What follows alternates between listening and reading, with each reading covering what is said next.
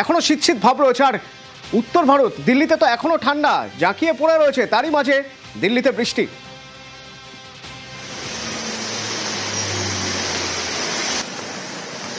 আর বৃষ্টির জেরেই এক ধাক্কায় পারদ নেমেছে আরো অনেকটাই। শীতের আমেজ বেড়ে গেছে রাজধানীতে, এবং যে বৃষ্টি হয়েছে বজ্রবিদ্যুৎ সহ বৃষ্টি, তার ফলে দিল্লির একাধিক জায়গায় জল জমে গেছে। আরো ভারী বৃষ্টি হতে পারে, দিল্লির আশপাশেও বৃষ্টি হতে পারে। তবে এই বৃষ্টিতে দিল্লিতে বায়ু দূষণের সামান্য উন্নতি হয়েছে।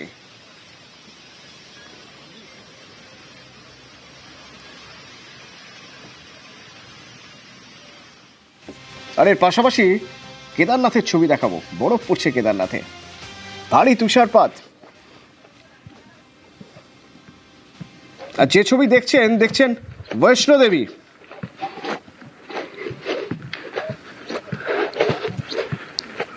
বৈষ্ণোদেবী যাত্রা স্থগিত করা হয়েছে।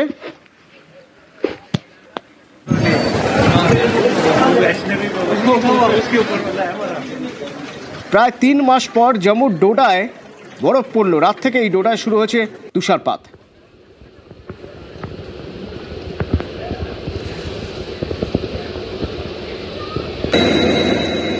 আর এরই মাঝে চলছে বন্দে ভারত বানিহালে। তবে রেলের ট্রাকের উপর তো বরফ জমে গেছে, তার উপর দিয়ে চলছে বন্দে ভারত।